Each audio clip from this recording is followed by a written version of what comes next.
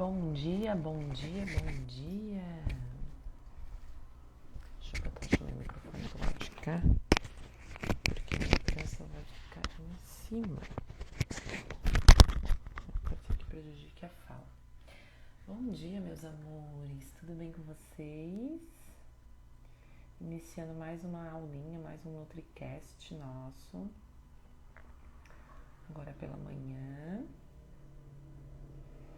onde a gente vai falar um pouquinho sobre como o nosso cérebro funciona, mas em que termos? A gente vai falar como ele é dividido, porque ele é dividido em 3 partes. Bom dia, Caio, seja muito bem-vindo. Ele é dividido, gente, em 3 partes, tá? Que é o nosso sistema límbico, o nosso sistema reptiliano e o nosso sistema neocórtex. E hoje a gente vai falar um pouquinho sobre esses 3. Existem várias formas de dividir o nosso cérebro, tem muitas teorias, né?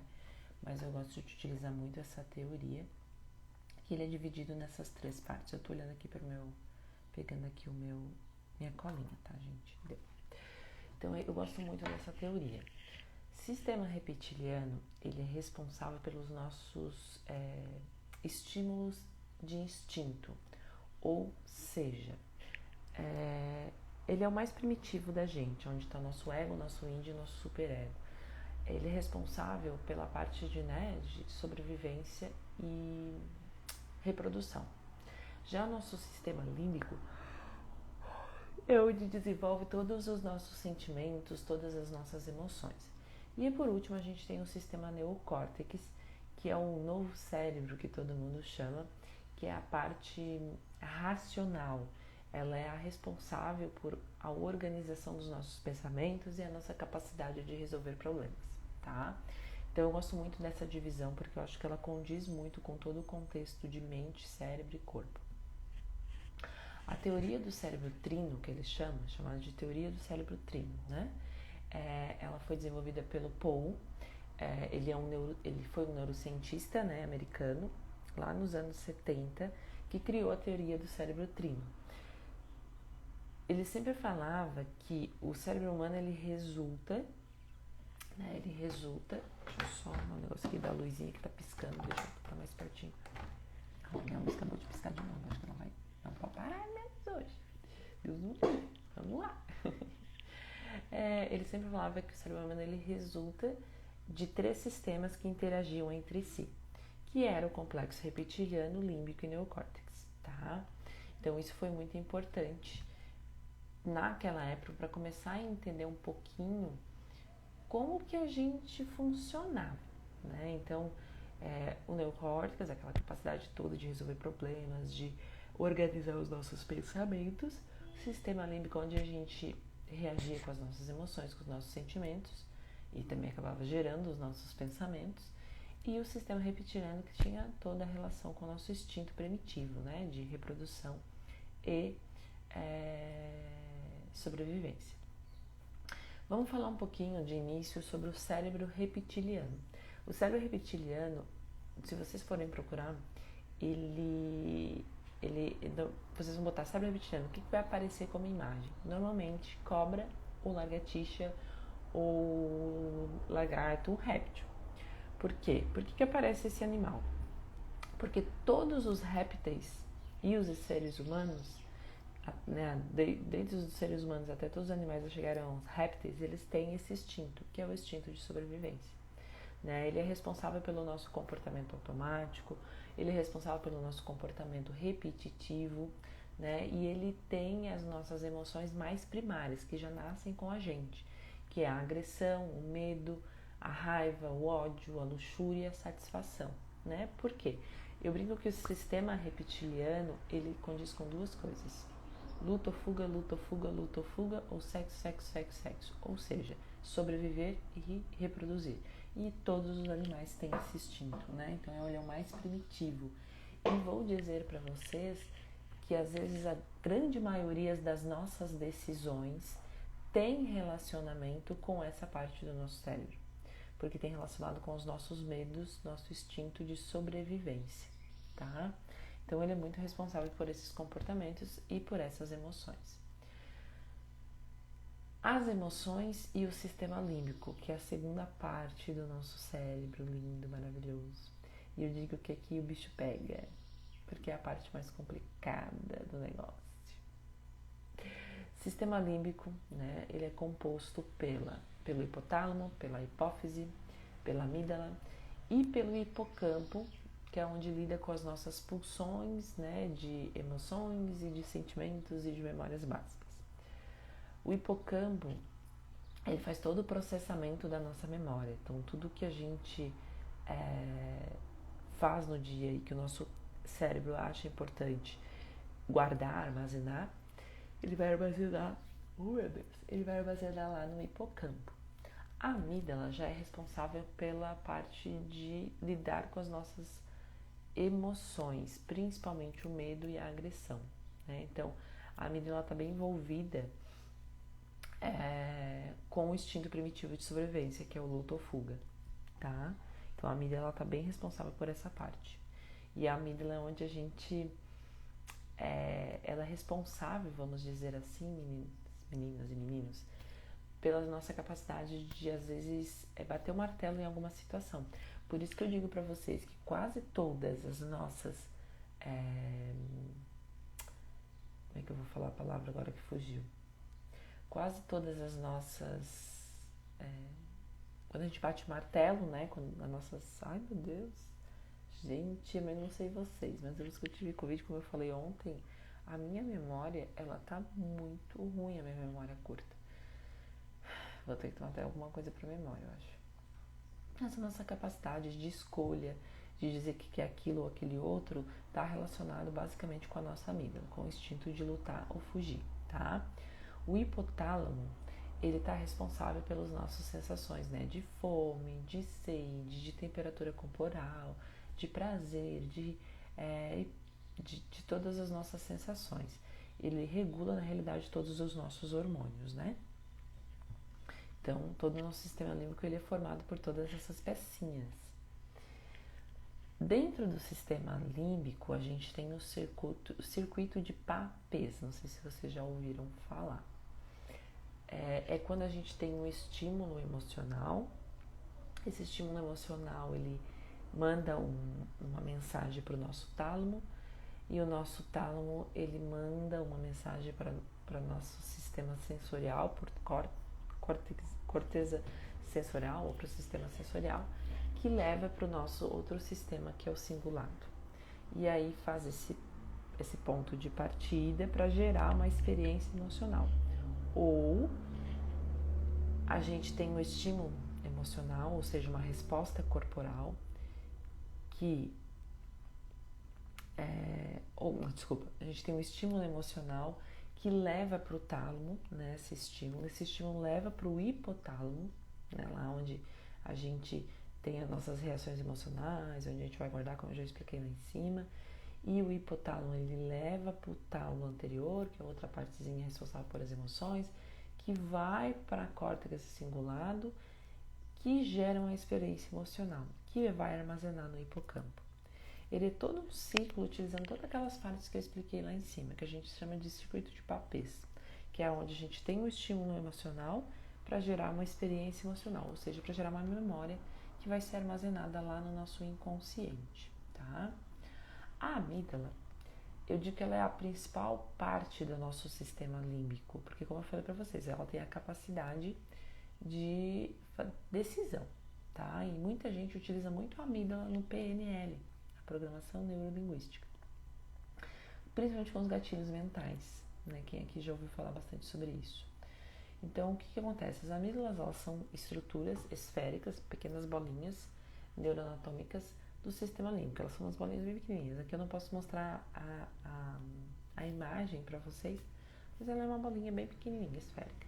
É uma das áreas mais importantes, como eu já comentei, do nosso cérebro, porque ela é responsável pelas respostas emocionais relacionadas ao nosso comportamento humano. Então, ela é responsável por todas as nossas respostas emocionais, por todos os nossos sentimentos e por todas as nossas emoções. E ela é a principal área onde controla a nossa agressividade, né? Por quê? Porque lembra que ela é responsável principalmente pelos dois sentimentos, né? O medo, pelas duas emoções, o medo e a raiva, ou seja, luta e fuga, né? Então ela é a principal responsável pela nossa agressividade. Vou dar uma indicação aqui para vocês que é muito legal, que eu achei muito legal, e na época eu assisti não com esse intuito, mas depois eu fiz um curso e eles pediram pra gente assistir, eu já tinha assistido, mas assisti de novo, que é o filmezinho Divertidamente, tá? Que ele fala sobre as nossas emoções, sobre as memórias afetivas, sobre as memórias emocionais. É bem legal, a gente tem lá a raiva, a alegria, a tristeza, o medo e o nojo. Então é muito legal, gente. Acho que é o nojo ou desprezo, agora não lembro direito.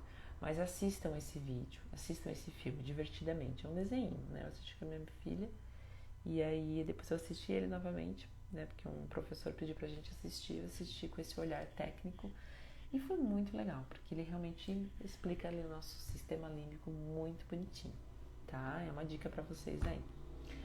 A gente tem as nossas emoções primárias e as nossas emoções secundárias.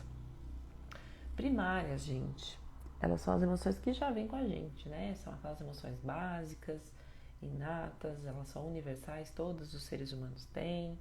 Elas vêm lá desde o nascimento e elas têm a principal... Ai, tem um negócio no meu olho.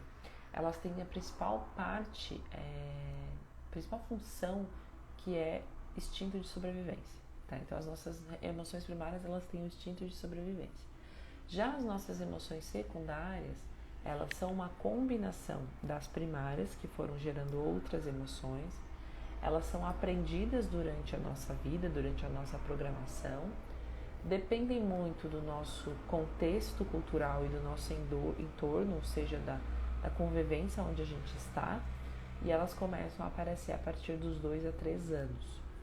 E elas acabam tendo outras funções. Uma emoção que é criada pela gente, muito conhecida na nutrição, é a culpa, né? Culpa é uma emoção criada. Ela não é uma emoção primária, ela é uma emoção secundária. Então, vamos lá.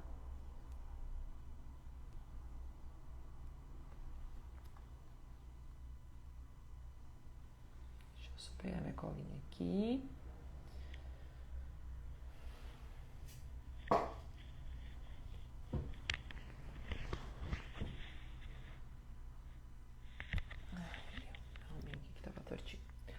O que o quarto cérebro é o diferencial humano?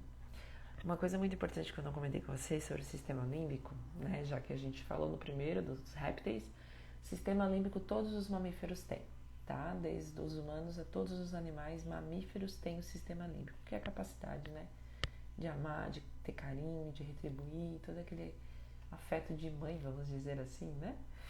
Então todos os animais, todos os mamíferos têm. O quarto cérebro, que a gente chama de cérebro neocórtex, ele é um diferencial humano. Só os humanos desenvolveram essa capacidade, tá? Ele é constituído pelo lobo frontal, tá? Localizado na parte da frente do cérebro, bem a nossa testinha, aqui o nosso lobo frontal. Acontece aqui todo o planejamento de ações e movimentos, bem como de pensamento, tá? Eu brinco que quando a gente inicia a nossa vida lá do 0 aos 7 anos, bom dia, Babi, tudo bem? Lá dos 0 aos 7 anos, a gente começa a colocar os nossos tijolinhos no nosso neocórtex frontal, né? Então, ele é a capacidade de onde acontecer todos os nossos planejamentos, todas as nossas ações e os movimentos relacionados ao nosso pensamento. Então, é onde está a nossa capacidade de resolver problemas. Suas funções incluem o pensamento abstrato, criativo, a fluência do pensamento e da linguagem, as respostas afetivas, a capacidade para fazer ligações emocionais, o julgamento social, né, que é tão danado aí na gente, a vontade e determinação para a ação, para ter atenção seletiva. Na realidade, as funções principais do neocórtex hoje, gente, é a capacidade de resolver problemas e de organizar os nossos pensamentos. E isso, o quarto cérebro, só quem possui são os seres humanos, nenhum animal tem. né? A gente teve essa capacidade de desenvolver isso ao longo dos anos.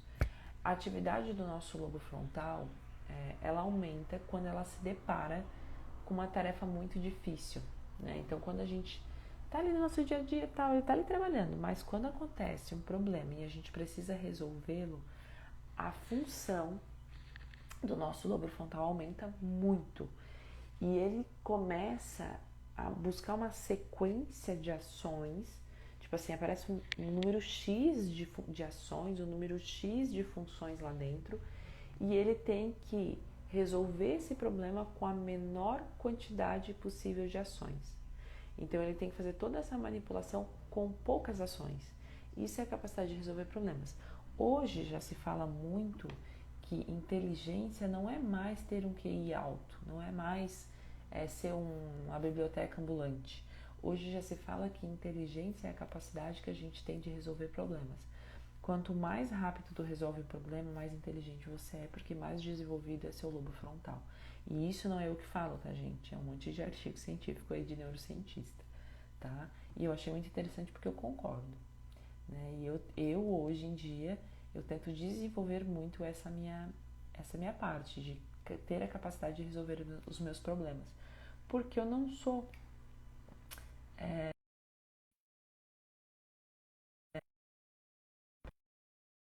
me atrapalhar. Porque eu não tinha essa capacidade de resolver problema. Eu ficava batendo em cima do problema, batendo, mas não resolvia. Então, eu comecei a trabalhar muito isso em mim, tá? Então, o lobo frontal, ele tem um desenvolvimento que já começa lá desde os 0 a 7 anos, mas ele tem algumas partes bem importantes, que é onde ele tem saltos muito importantes na nossa vida. Então, com 9 anos de idade, a gente fala que é importante exercitar as nossas crianças com tarefas matemáticas, com atividades que exijam habilidades motoras, porque a gente começa a aumentar o desenvolvimento do lobo frontal nessa parte. Lá com os 13 anos, a gente começa a ter a capacidade de gerar mais emoções. Então, mas ainda a gente não tem a capacidade de controlar as emoções. Então, assim como eu falei, todas as crianças, né, o sistema límbico já vem com um monte de emoção primária, depois a gente vai criando as emoções secundárias, né, que eu citei até uma que a gente acaba criando pela nossa cultura, que é a culpa, e lá com os 13 anos a gente acaba gerando mais emoções, a gente acaba criando mais emoções, mas ainda a gente não tem a capacidade de controlar essas emoções. Por mais que a gente estude, por mais que a gente queira, com 13 anos a gente não tem esse desenvolvimento ainda. Lá com os 17 anos, a gente já começa a ter os nossos pensamentos abstratos, a se desenvolverem, e nesse momento já se tem-se um pouco mais de controle em cima das emoções, um pouco mais de autocontrole. Por isso que com 17 anos, gente, os adolescentes eles viajam muito, né? Eu quero ser astronauta. Eu quero ser o melhor fulano de tal. Eu quero viajar pelo mundo. Eu quero já ter filho. E aí, se a gente não conseguir ajudar esses adolescentes a começar a ter um autocontrole melhor em cima desses pensamentos abstratos, é onde às vezes dá muita, desculpa a palavra, entre aspas, merda, né? Onde adolescente foge de casa, onde adolescente começa a fazer um monte de cagadinha. Então, assim, é um momento de desenvolvimento dele, mas a gente precisa automaticamente ajudar ele nesse autodesenvolvimento. Às vezes vai ser complicado se você for pai e mãe, mas às vezes alguém de fora consegue ter ter a capacidade melhor de ajudar ele nesse autodesenvolvimento. Bom dia, Kate, seja bem-vinda. Então, com os 17 anos a gente tem essa capacidade. Aos 21 anos, por que todo mundo fala que com 21 anos a gente para de crescer? Na realidade, a gente para também de desenvolver tanto as nossas capacidades cerebrais aos 21 anos. Aos 21 anos, a gente tem as funções executivas estão bem mais desenvolvidas e mais amadurecidas. A gente já consegue ter autocontrole semelhante a de um adulto. Então, assim, com os 21 anos, o nosso neocórtex, ele basicamente já está muito bem formado, tá? Então, ele já ajuda muito na parte do nosso autodesenvolvimento e da nossa capacidade realmente de desenvolver problemas, tá? O que acontece, gente? A gente tem, né, durante o desenvolvimento do nosso lobo frontal, a gente tem os dois hemisférios, né? O esquerdo e o direito, tá? E aqui é muito legal porque a gente consegue colocar esses dois hemisférios com a nossa personalidade. Lembra do teste da personalidade, quem já é meu aluno, quem não é? Depois eu vou fazer um convite para vocês, porque eu vou estar explicando isso melhor para vocês no curso, tá? Mas o que acontece? A gente tem dois hemisférios, o hemisfério esquerdo e o hemisfério direito. O hemisfério esquerdo, ele está responsável pelo racional, pelo lógico, pelo matemático, intelectual, pela parte histórica, a parte mais analítica, a parte linear, é mais masculino, é muito lógico, argumentador, muito verbal e muito racional. Uma pessoa que pensa muito antes de agir, ele é muito racional. O hemisfério direito, ele já é mais intuitivo, ele é mais criativo, ele é mais artístico, ele é mais sensível, ele é mais eterno, receptivo, ele é mais feminino, ele é mais sentimental, ele é mais irracional, ou seja, são aquelas pessoas que fazem muito sem pensar. Vai lá e faz e deu, nem pensou direito. Então, por que eu falo que tem muito a ver os dois hemisférios com a parte da personalidade? Por exemplo, se a gente for ver aqui, o sistema, a gente tem as letrinhas, né? I, E, S, I. Então, aqui, ó, o esquerdo é S, o direito é N, né? Intuitivo, S, sensitivo. O esquerdo, ele é T, racional. O direito é F, sentimental, né? O esquerdo passa mais para o J, organizado, e o direito passa mais para o flexível, que é o P. Os dois podem ser tanto introvertido como extrovertido, né? Mas a gente consegue identificar as personalidades pelos dois hemisférios cerebrais. Bom dia, Michele, seja bem-vinda, tudo bem? Então, a gente tem esses dois hemisférios, esquerdo e direito. Basicamente, direito é o nosso lado intuitivo, criativo, pensante. Esquerdo é o nosso lado racional, lógico e matemático, tá? Normalmente a gente vem com um desses hemisférios mais desenvolvido do que o outro, tá? Conseguimos desenvolver os dois ao mesmo tempo? Se a gente quiser, sim, só que a gente tem que estudar e trabalhar para isso. Pessoas, não sei se vocês já ouviram esse ditado, gente, que pessoas que têm, que são canhotas, tá? Muita gente diz, porque pessoas que são canhotas são mais inteligentes. Não sei se vocês já ouviram esse ditado por aí. Eu escuto muito, ainda mais porque eu tenho, uma das minhas filhas é canhota. Eu era canhota, mas depois eu conto a historinha pra vocês. E a minha pequena ainda não observamos, mas a minha maior, ela é canhota. Então eu escuto muito isso.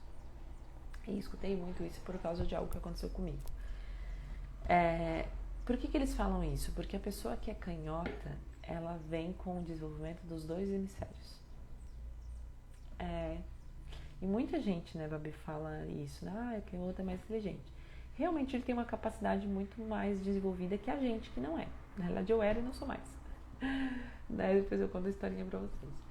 Mas ele tem realmente um desenvolvimento muito maior que uma pessoa que não é. Por quê? Porque ele consegue desenvolver os dois hemisférios cerebrais, o direito e o esquerdo. Ele tem essa capacidade. Uma dica muito legal é a gente fazer atividades que utilizem as duas mãos ao mesmo tempo. Por exemplo, quem é músico, né, que tem que usar as duas mãos ao mesmo tempo, ele desenvolve os dois hemisférios, porque ele vai precisar utilizar os dois ao mesmo tempo. Então, tocar algum instrumento ajuda vocês a desenvolverem os dois hemisférios. É uma coisa que muita gente fala para fazer, porque é bem legal, tá? Falando da minha historinha, por que eu era... Ai, caiu meu negócio aqui. Por que eu era canhota e não sou mais? É porque quando eu era pequena, eu era canhota. Comecei a escrever tudo com a canhota, gente. Só que na minha época, né, não sou tão velha assim, mas lá na minha época, a minha avó falava pra minha mãe que ser canhoto era ser deficiente, né?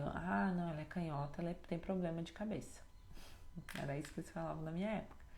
E aí a minha mãe começou, não deixar eu escrever com a mão esquerda. Eu vou dizer pra vocês que da minha avó eu cheguei a levar até batida na minha mão quando eu pegava um lápis com a mão esquerda. E aí acabei, né, tendo que desenvolver obrigatoriamente o meu lado direito. Né? Mas olha que loucura, né, gente? E aí depois eu fui pesquisar sobre isso, depois que eu entrei nessa área de desenvolvimento, acontecia muito isso, gente. Muito no passado das pessoas não deixarem as crianças serem canhotas porque era sinal de criança doente. Olha que loucura, né? Cultura, programação. Mas hoje não, hoje tá mais tranquilo. Minha filhinha é canhota, tudo certo. Eu não sei como é que vai ser minha próxima, mas se for, tudo certo. E na realidade, realmente, ela tem uma dádiva aí, né, de poder ter mais desenvolvimento neurológico do que a gente. Então, tudo certo. Uma capacidade melhor de resolver problemas, né? Vamos falar um pouquinho. Deixa eu ver que hora é, né? A gente não pode se passar nas horas. Tá, dá pra me falar ainda que são mais duas coisinhas que eu quero falar pra vocês, que é sobre neurogênese e neuroplasticidade. Falei então, né? Vamos fazer um resuminho da aula. Hoje a gente falou como o nosso cérebro é dividido pela teoria do Paul, que eu gosto muito de utilizar essa divisão, que é pelo cérebro, né, trino. Então ele é dividido em sistema reptiliano, que é o nosso sistema de luta ou fuga. Então, né, sexo, sexo, sexo, luta, luta ou fuga, luta ou fuga, luta ou fuga, né? Todos os animais têm, inclusive os répteis. Depois a gente tem o sistema límbico, que é responsável por todas as nossas emoções e ajuda também a gente a decidir as coisas, principalmente por causa da amígdala. Eu comentei aqui com vocês, né, que muita gente utiliza isso com os gatilhos mentais. Então eles vão lá e ativam a amígdala para depois bater o martelo e a pessoa fazer o que ela deseja, né? Isso é muito utilizado. Se for por bem, ok, mas muita gente também não utiliza por bem. Acho meio ruim, né? Mas infelizmente sempre tem um lado bom e um lado ruim. Depois, por último, o nosso sistema neocórtex, que é o quarto cérebro que só os humanos têm, que é a nossa capacidade de resolver problemas, de organizar pensamentos. Sistema límbico, como eu falei, todos os mamíferos têm, né? Então, nosso cérebro é dividido nessas três partes. E aí, para finalizar, eu gostaria de falar sobre a neuroplasticidade e neurogênese. Lid, mas por que tu deu essa aula hoje? Que você fala em comportamento alimentar, comportamento humano, e você deu uma aula de como o cérebro é dividido.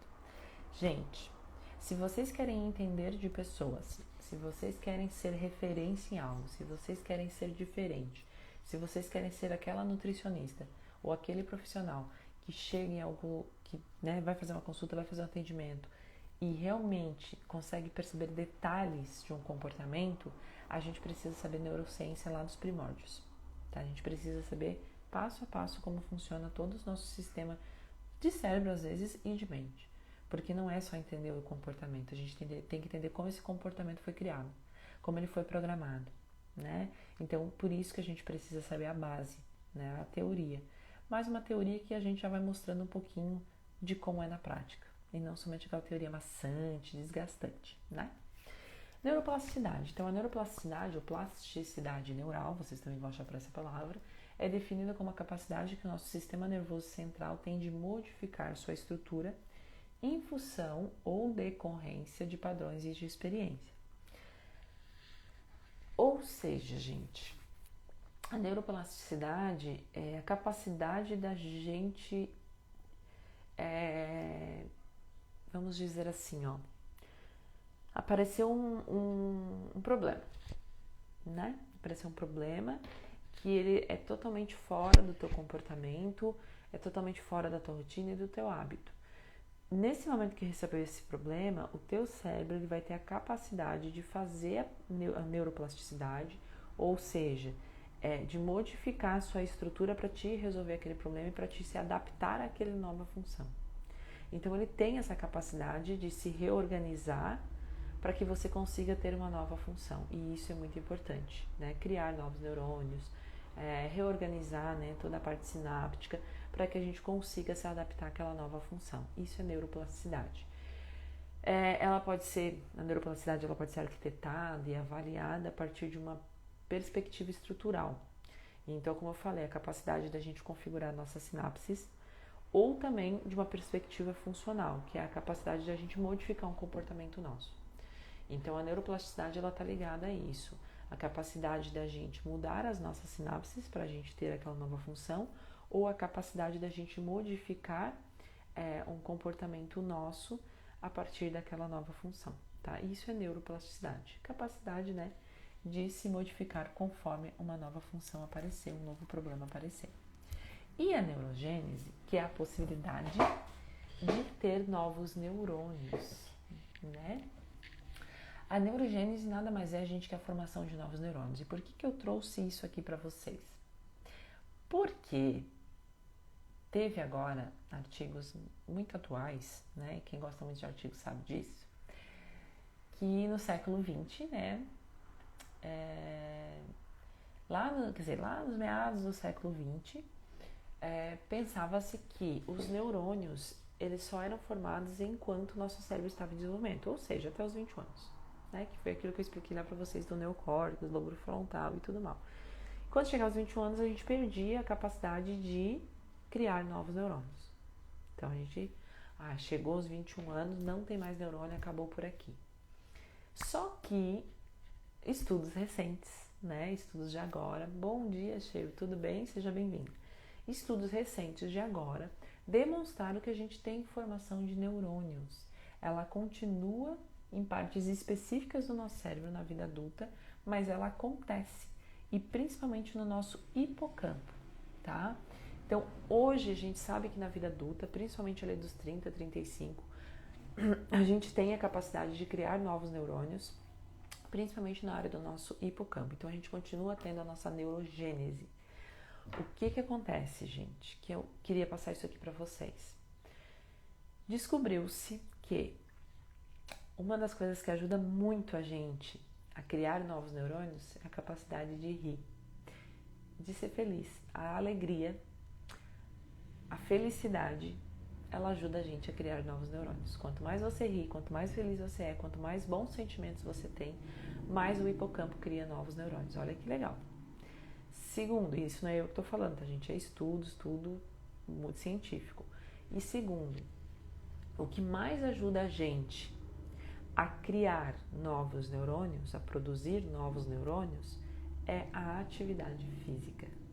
A atividade física tem a capacidade de ajudar a gente a produzir mais neurônios. E o mais legal de tudo isso é que esses novos neurônios, eles podem ser modulados com novos padrões comportamentais. Ou seja, a gente tem um padrão comportamental que foi automatizado lá dos 0 aos 14 anos e vem com a gente a vida inteira. E agora, na vida adulta, a gente quer mudar um padrão comportamental. Por exemplo, o fulano adora comer açúcar desde a infância e agora você quer retirar o açúcar desse fulano. Para a gente, né, trocar esse padrão comportamental, que eu já expliquei em outras aulas, a gente não pode simplesmente tirar. A gente precisa substituir esse padrão comportamental pelo novo padrão comportamental que também traga prazer e felicidade para ele. Então, por exemplo, o açúcar, o que a gente sempre orienta? Tentar tomar o amargo, né? Só que isso às vezes é difícil. Sim, vai muito além, Babi, muito além. É muito legal isso. E aí a gente vai, por exemplo, vamos começar a tentar fazer o amargo. O que eu quero dizer com tudo isso com vocês? Se o paciente de vocês estiver fazendo atividade física junto, né?